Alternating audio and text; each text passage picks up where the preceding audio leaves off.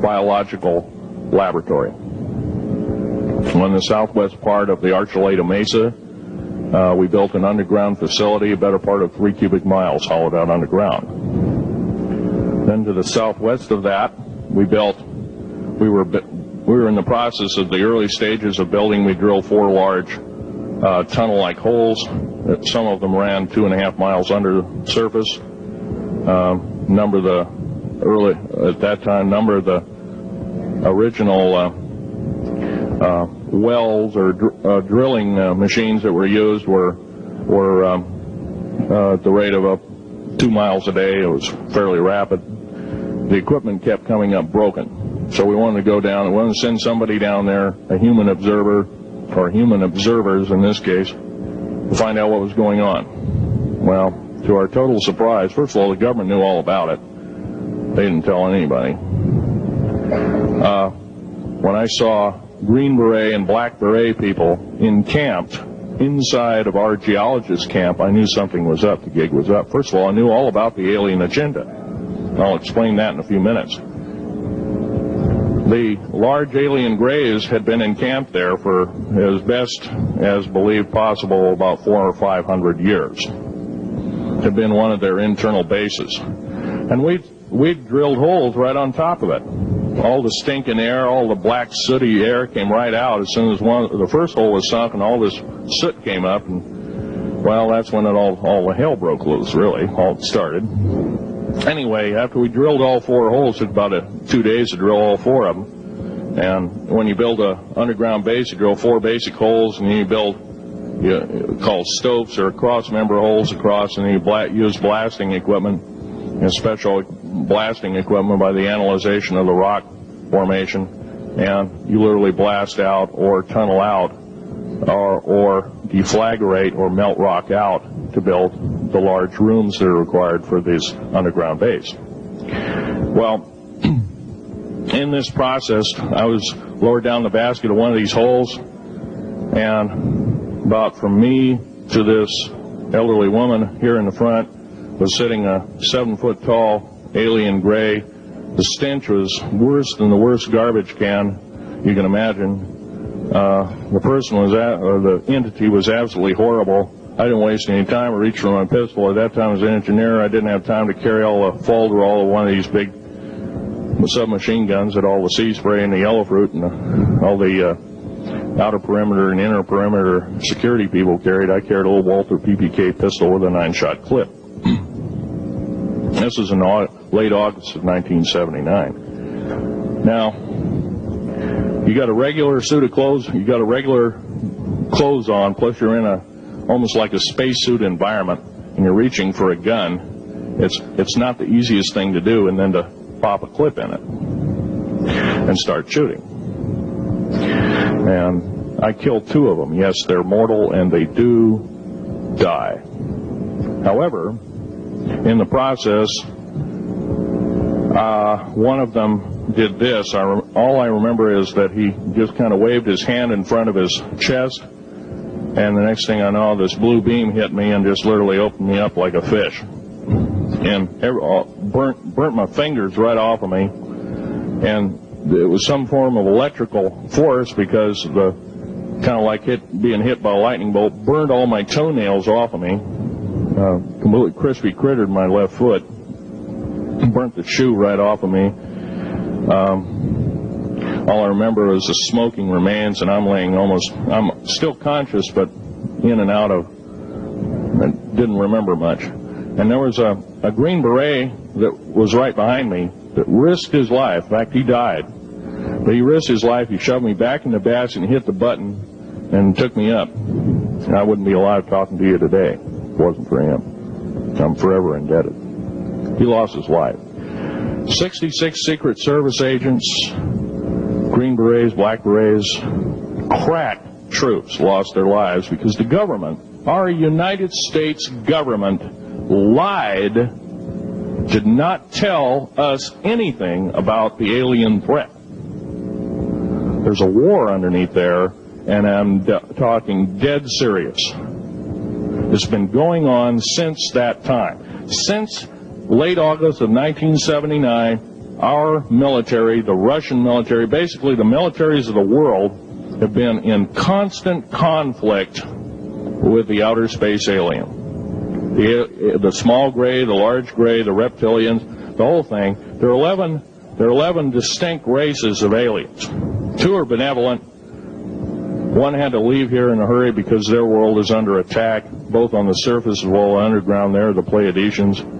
They're familiar. Maybe some of you are familiar with that. Would some of you raise your hands who've heard of Billy Meyer and some of the, very good, about half the group. Well, Billy Meyer is one of these lucky people that they figured, well, he's kind of a simple type, we'll show him everything. Well, these are the benevolent aliens, and they've been here helping us. In fact, I have a picture, let me reach for it here.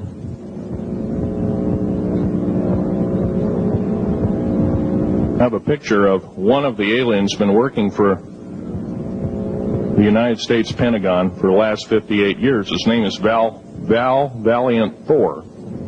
He's right here. There's my father in the background. This whole place, the ready room of the USS Eldridge, Al Bielek has probably explained, or maybe even shown you this picture. There's a list of some of the notable people in it. They're all the atomic bomb scientists of the day, all the time variant experimentalists of the day, all the top physicists of that particular day. This was in August of 1943. Now this guy has not changed one iota in 58 years. Started work, he came here, crashed here or whatever, whether he's under duress or not. He started work for our U.S. Navy and military operations in 1937, either 37 or 38 is what I've been told. So it's for 58 years, this man's been employed, probably under duress. If you don't do as we say, we're just going to use you for alien bait or something, I don't know. But anyway, he basically hasn't changed. He lives for 490 years, is what he says his lifespan is. Now, he's supposedly a semi-benevolent, he's a human-looking type person. He has 6 fingers and 6 toes, and he's got 1 oversized heart, 1 lung, giant lung. His blood vessels are bigger. He's got copper oxide for blood, similar to an octopus. His brain capacity 300 centimeters greater than ours.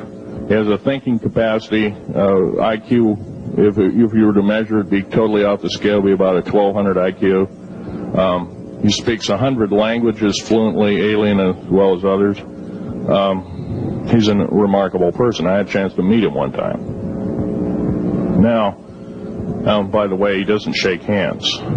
He's kind of in a spacesuit because all aliens, regardless benevolent or otherwise, they're carrying germs and diseases and bacterium in and on them that are deadly to us.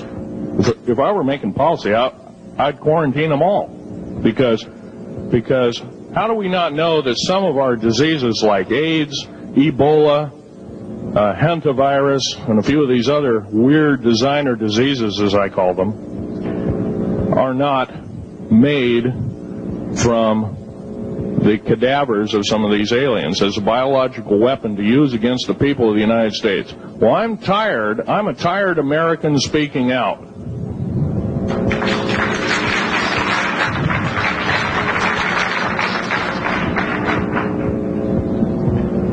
Now, what I'm telling you is kind of almost like a brain overload here. Back in 1946, we set off a number, actually 4 atomic bomb tests at Bikini Atoll. It's a group of islands in the South Pacific. I have an original photograph here with original language on the photograph that shows there is a large alien spaceship off a wingtip of a United States aircraft. It was a drone aircraft, right at the point where the bomb was beginning to show a neutron flash cloud. Here's the bomb going off. Here's the airplane tip here, and here is the alien spacecraft. Now, in 1947, questions later, please. In 1947, after Roswell debacle, our military got before the U.S. Senate. They were hauled before the U.S. Senate and says, what's going on here? Well, we didn't know anything about discs until this happened. It flopped in our backyard. Total lie. They lied to the U.S. Senate. They should have been prosecuted as traitors. Anybody lying to a United States Senator or House of Representative, any Senator or House of Representative person, President of the United States, Vice President, any cabinet member lying to the American public is a traitor and should be dealt with in an appropriate fashion. This is actual proof, positive, that this occurred in 1946. Now, U.S. military knew all about flying discs, and flying disc technology is thoroughly early as 1933. Of course, we remember the Germans did too, the Nazi Germans, Hitler and all their bunch of people.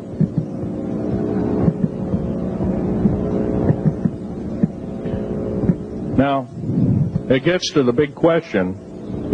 If all this has been hidden from us, everybody says, well, where's the proof? I've got some of the proof laying on the table. But a lot of you probably are totally skeptical. They say, well, I could be anything.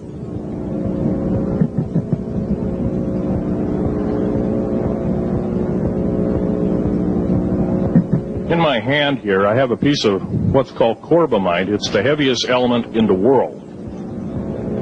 Element 140.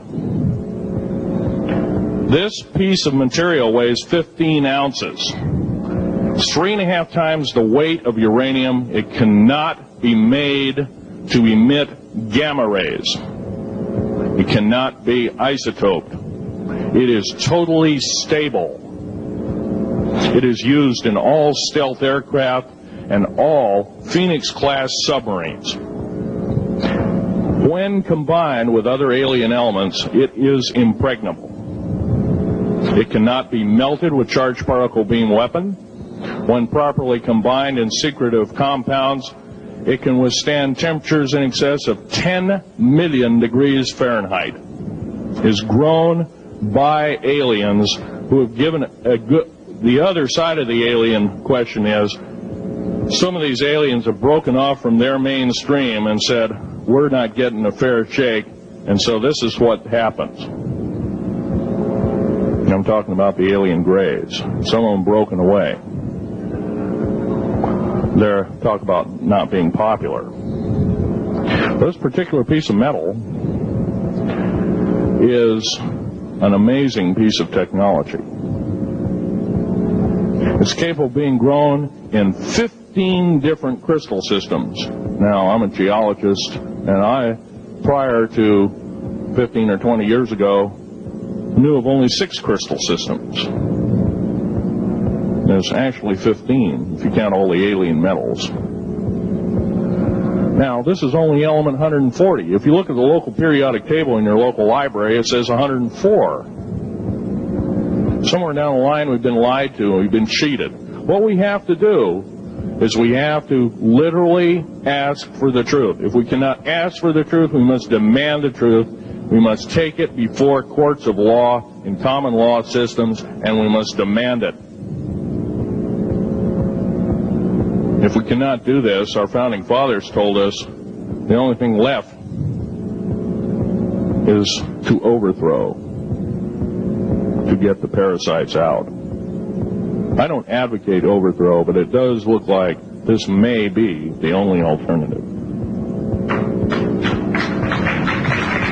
Now, I'm going to casually mention to you something that's very scary indeed, and tell you what the alien agenda is. And it's going to sound very familiar.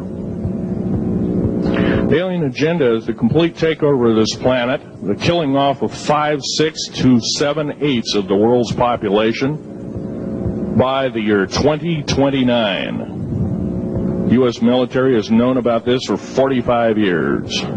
They've told no one. As far as I know, I'm the only person